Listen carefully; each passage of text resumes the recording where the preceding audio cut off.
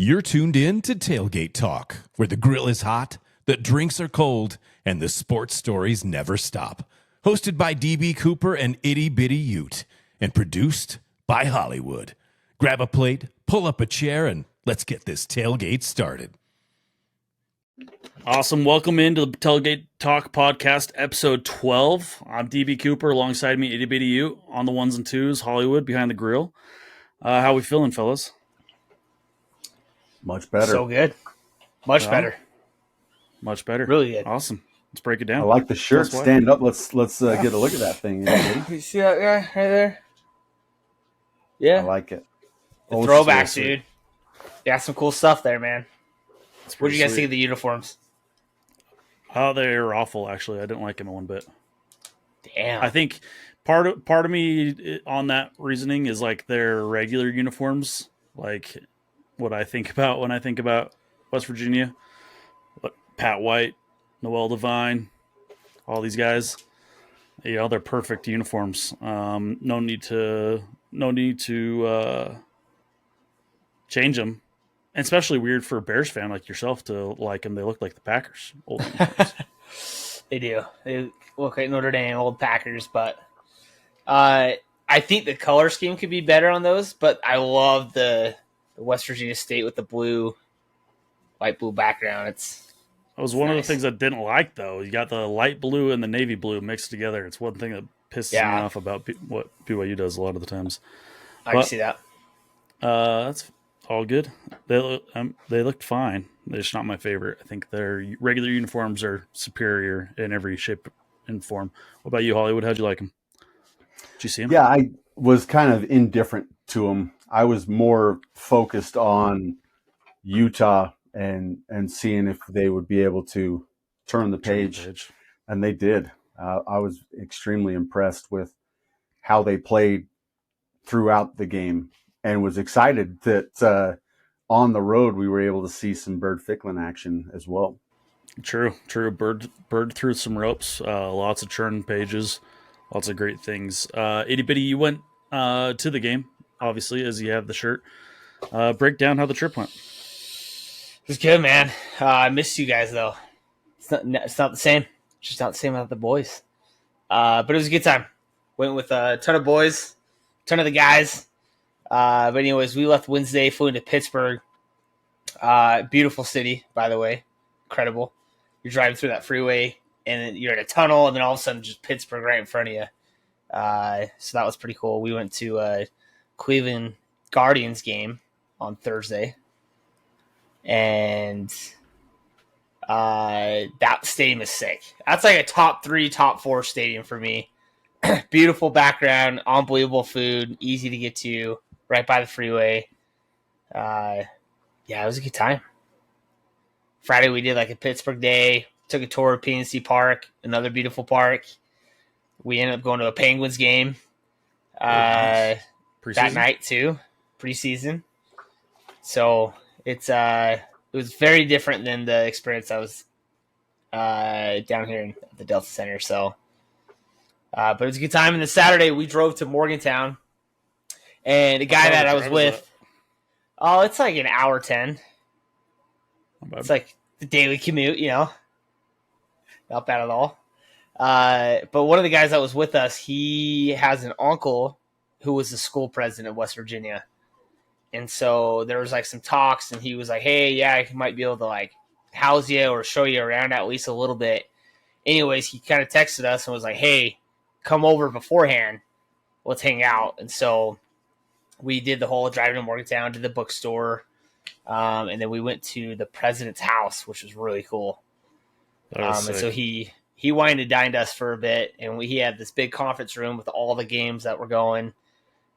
So we didn't get to see too much of the tailgate scene because of this, which is the con, but we had a really good time at President's house, and President Randall came over too and talked to us for a bit.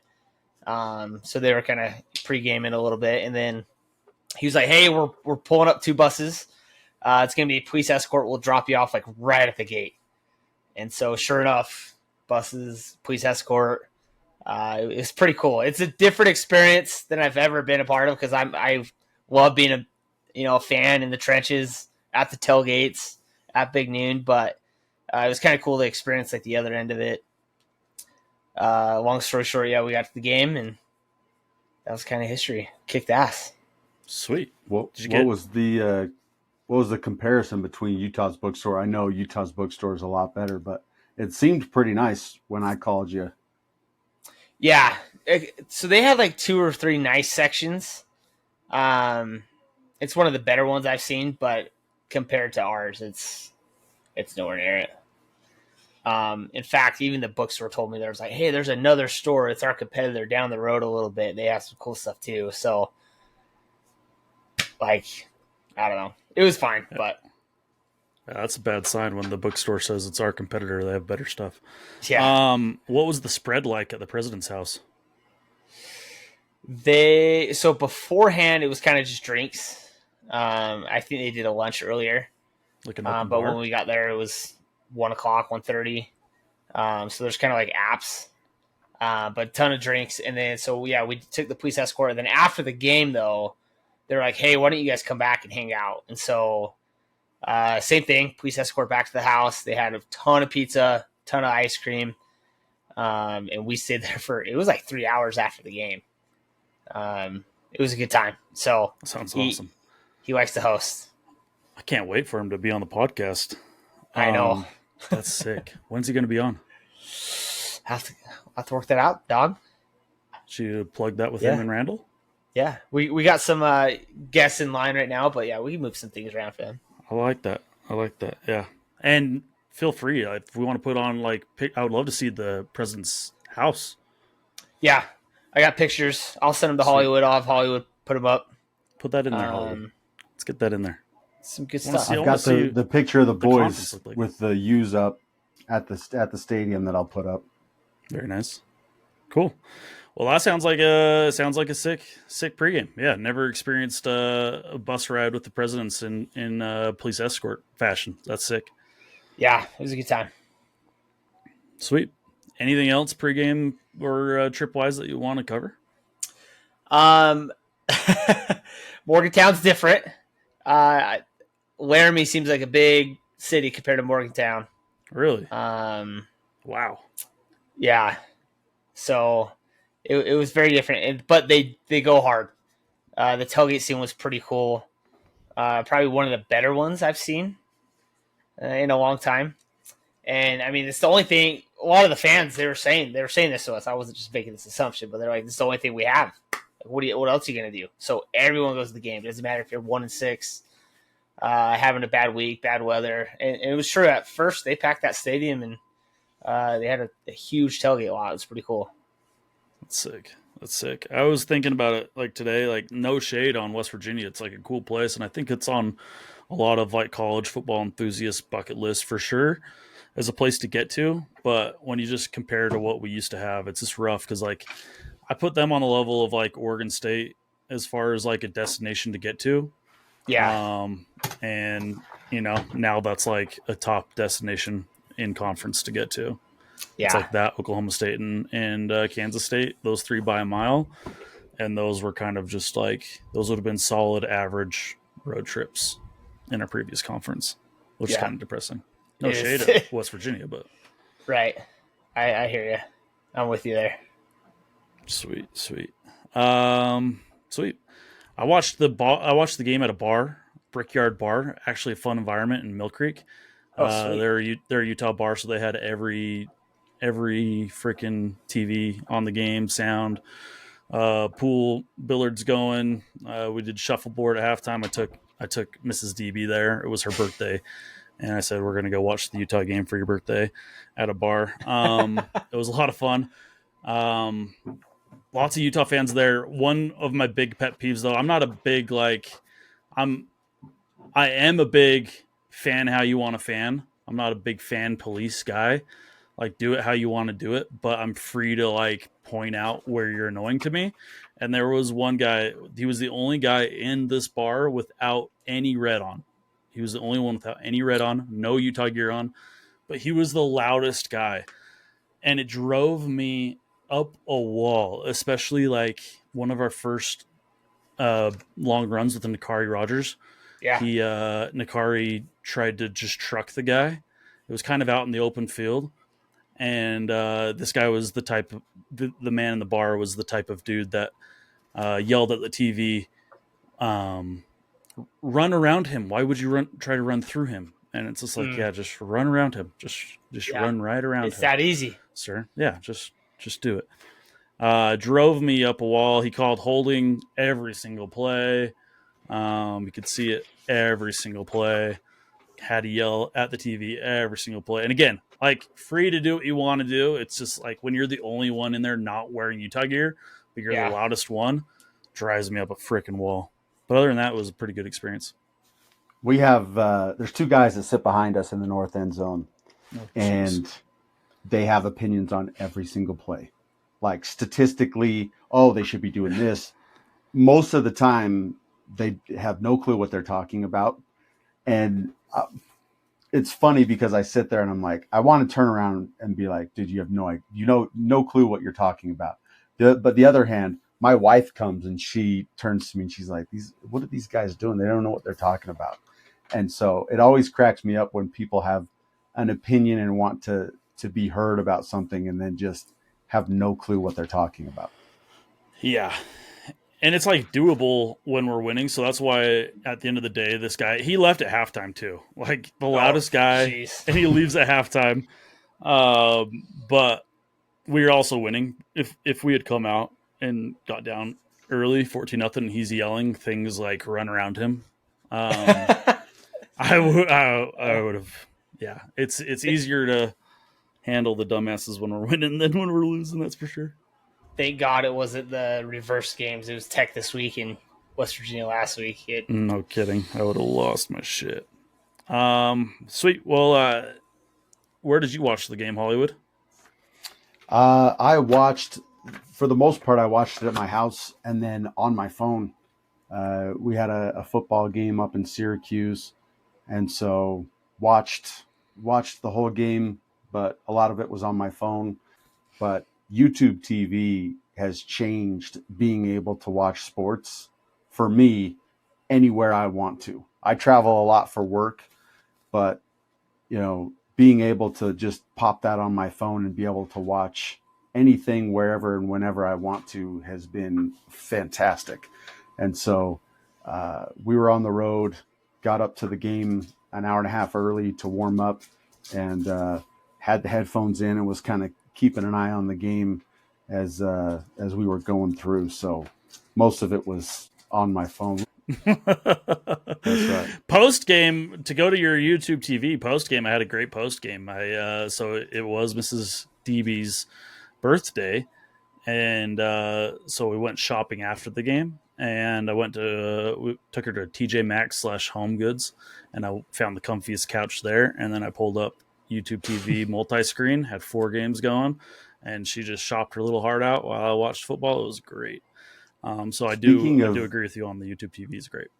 Speaking of consuming TV, I don't know how much you've been able to see this, but have you watched the games where they go into the replay room and are able to hear what the officials are hearing as they go through? The ACC, I think, is doing that.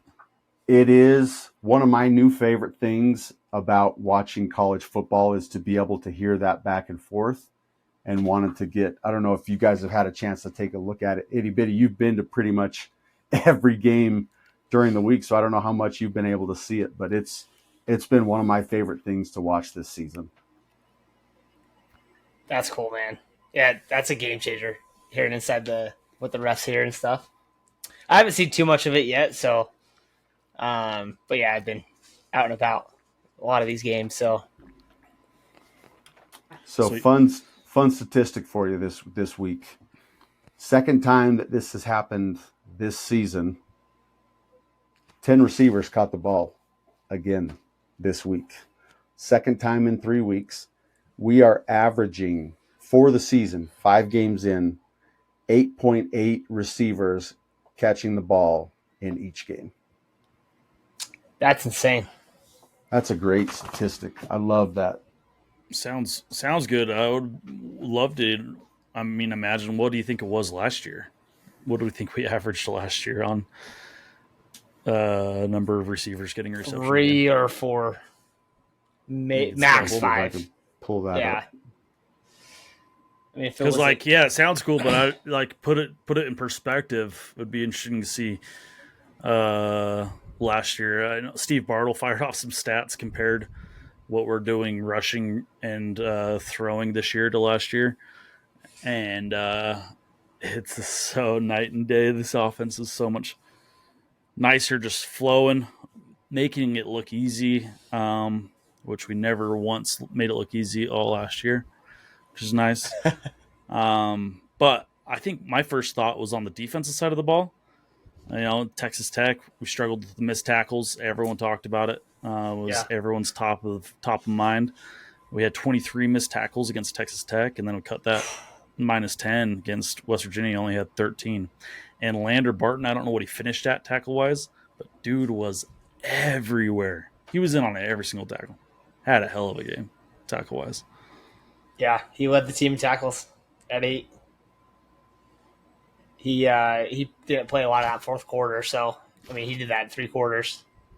Another thing, we didn't have a single conference game last year where our starters didn't play all 4 quarters.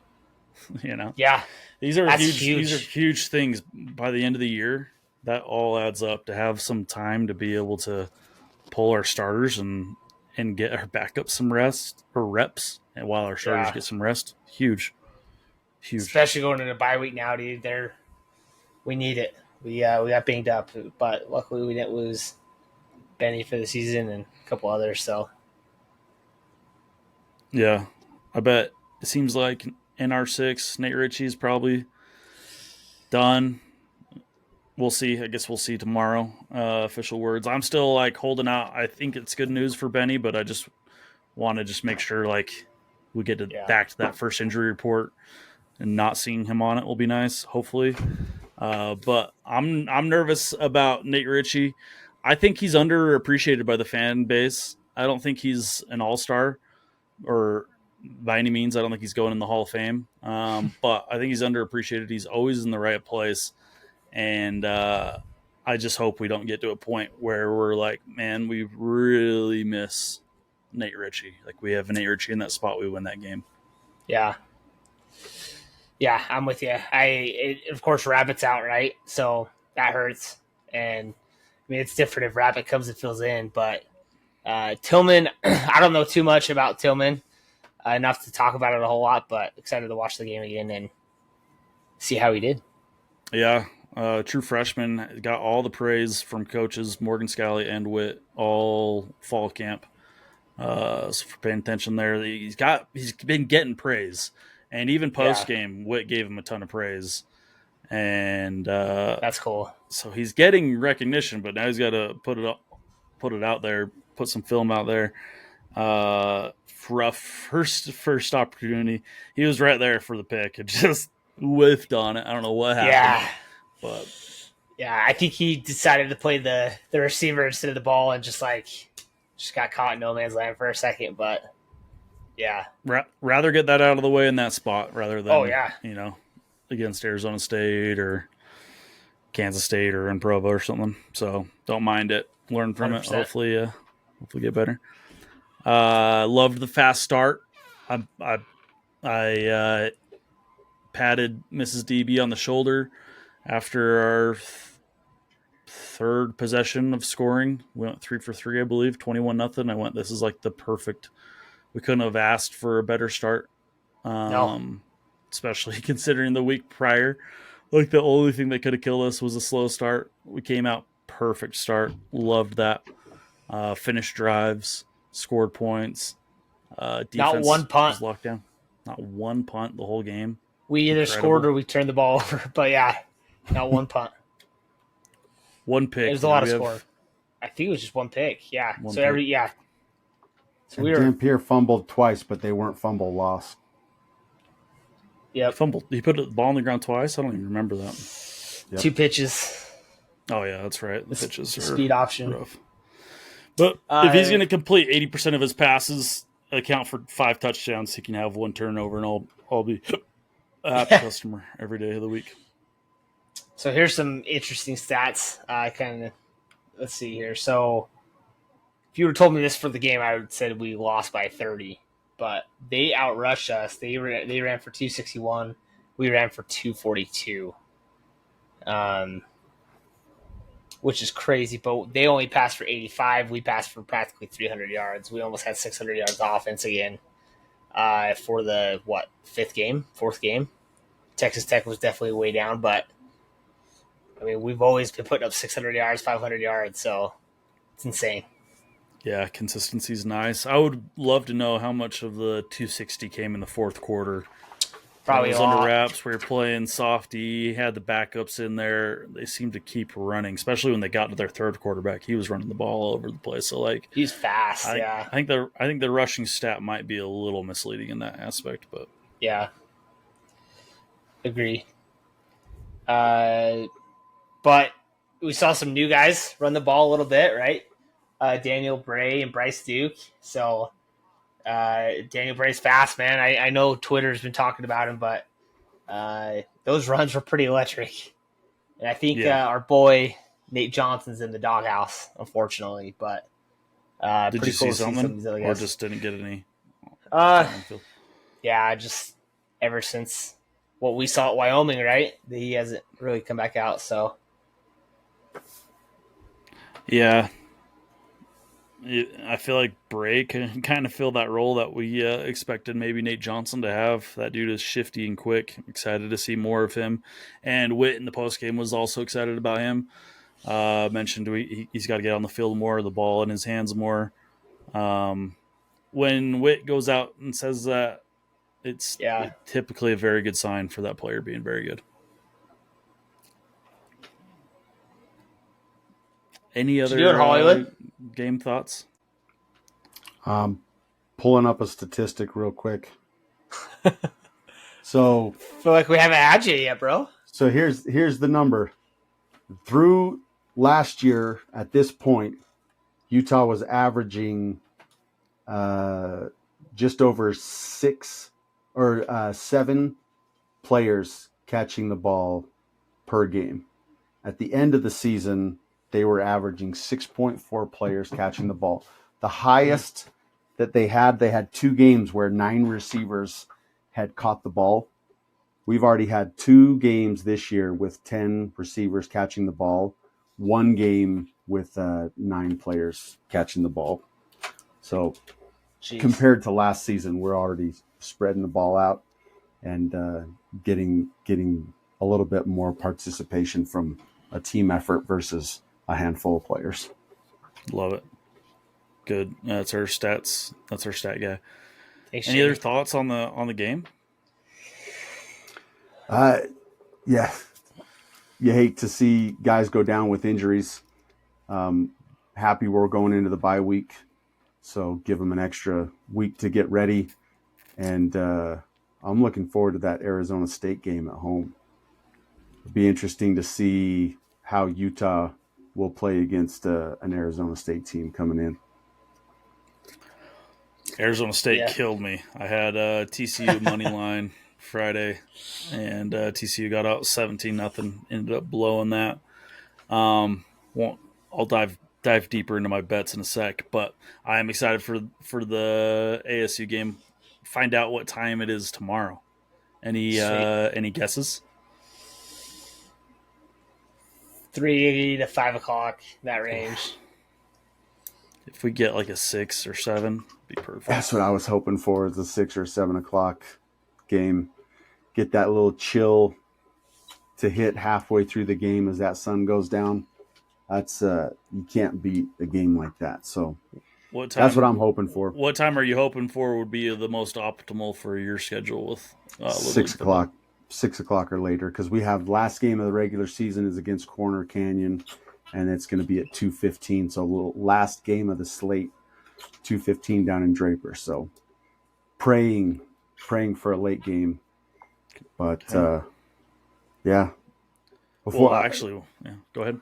Sorry, I was going to say, if we're going to jump over to picks, Utah State still undefeated against the spread this year. Yeah. Yeah, another brutal loss of mine again this week. I had a couple really bad beats, but Bronco Mendenhall keeping the boys play until the very last second was incredible for him. Hurt me, hurt my ego. TCU hurt. Vandy minus 22.5 hurt. They scored. Aggies scored late to make it 20-point ball game and cover. LSU hurt. Washington was not even they didn't even show up. Embarrassing. Bama helped. Bama moneyline helped. They thought Bama was dead. I thought maybe Bama was dead. Kirby Smart cannot beat Bama no matter who is the coach there. It's incredible. Colorado covering 6.5 helped. And then I had a pretty solid day on NFL today. Happy with my bets overall, but a couple really bad beats. Rough. How good do you think Colorado is this year? You think they're good. kind of a middle of the road type of Big 12 team? Yeah, below average quarterback play. I hate that Salter kid. I watched him last year at Liberty. He was awful. I thought weird throwing motion. Of any of the Power 4 football games I've watched this year, those are the worst corners I've seen. Is in Colorado's corners. I mean, yeah. LJ Martin. When a running back, and all due respect to LJ Martin, he's a great running back. No shade his way, but he's lining up out wide and cooking their starting corners as a running back. Brutal. So bad quarterback play, bad secondary play. I think they're very below average Big 12 team. Yeah, I was on BYU to cover, and was surprised that they made it that it was as close as it was. So, yeah, that week after Arizona State is I'm excited to see those two line up against each other.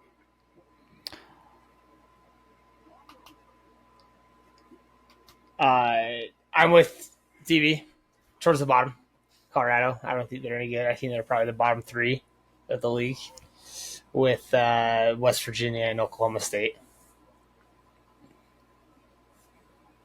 Yeah, Oklahoma State's a shit show.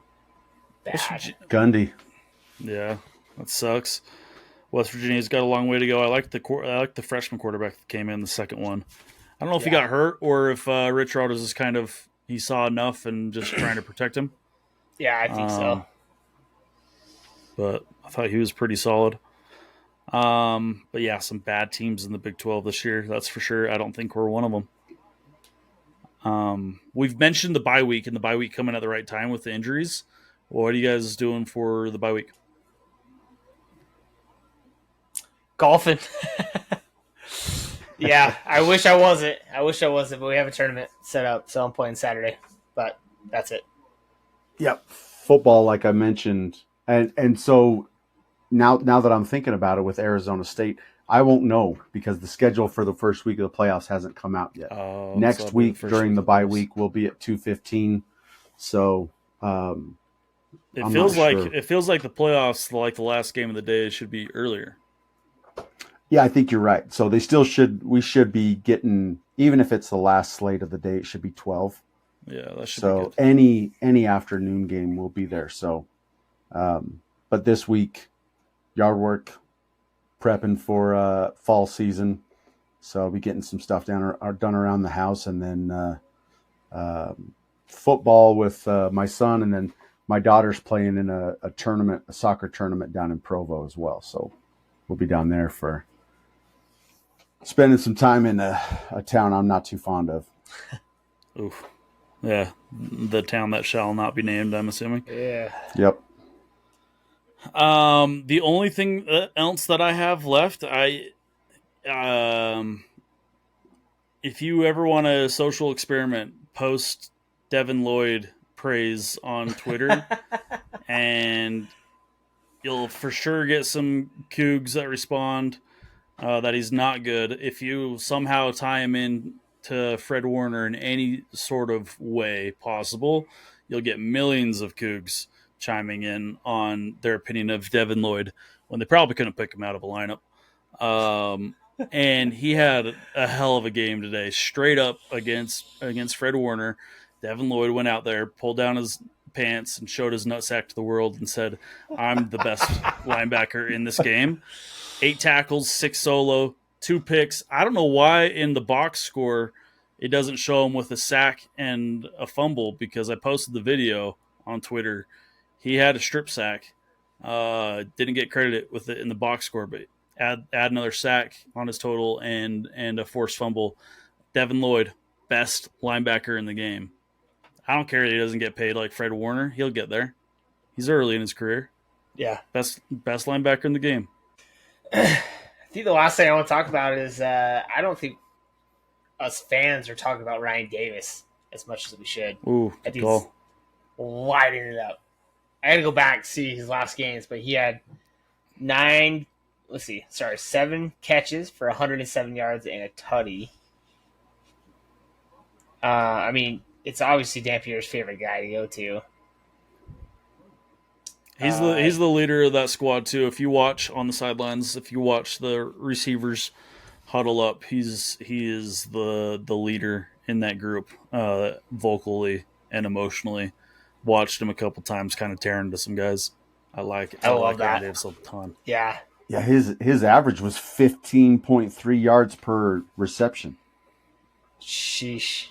7 receptions for 107 yards. His touchdown reception was what gave me maybe my strongest erection of the whole weekend. I'm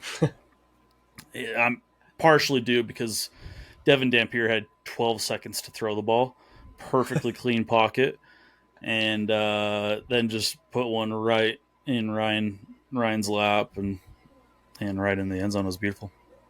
Absolutely. He's a dog, man. I mean, he had 10 for 70 at Tech. Wyoming, we threw to him 10 times. He had 9. Dude, he's averaging like almost 90 yards a game right now.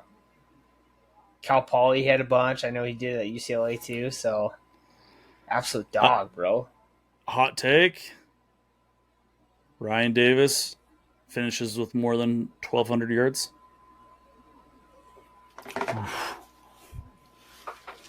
When was our last Utah receiver? Keeps doing what he's doing. I don't think that's too hot of a take, but I love that. Yeah. I think that's online. I don't know when our last. Especially the more comfortable they get with each other. More productive. He's already way more productive. Yeah. He had more production against West Virginia than Singer had in half the season last year. And he probably cost a tenth of the price, maybe even less. Yeah. With you there. Singer's the single most overrated athlete that's ever stepped foot on our campus. Overrated. I'm not saying he's bad. He was extremely overrated by everyone. I do have 2 quick things that I wanted to touch on in the NFL. Yeah. Today. I hate that the Cowboys game ended in a tie. I mean, I'll take it though, because I was not expecting them to compete on any level. The other thing too, did you see Adonai Mitchell? His 75-yard catch and run, and then went to extend it over PTSD and fumbled it out of the end zone. He didn't need it. He was totally celebrating too. He didn't. Yeah. He was no need to extend it over the cross line or the goal line. And he knew too. When that thing fumbled, he tried to recover it, and when he rolls up and stands up, he wasn't celebrating. He was like, "Yeah, oh, did they see that?" He had a teammate. He had a teammate come up to him and started celebrating. He told the teammate get off because he knew. Yeah, he knew he fucked up. Oh, that was brutal. That was brutal. I had Chargers minus 3.5, so at the time that looked like a massive gift for me, but ended up. Oh no, it did end up being the Chargers covered right at the last second. Yeah, that was a huge. Yeah, that was the biggest gift I've ever been given. Maybe. Cool. Thanks, Tom. Well, thanks for tuning in to Tailgate Talk. Wonderful having you in. Like the video, subscribe to the channel, and share with a friend. And as always, go Utes.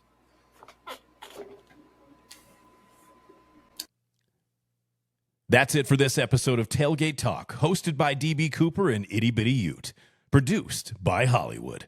Don't forget to subscribe, leave a review, and share with your tailgate crew. Join us next time for more sports talk, food, and fun. Until next time, keep the grill hot and the stories hotter.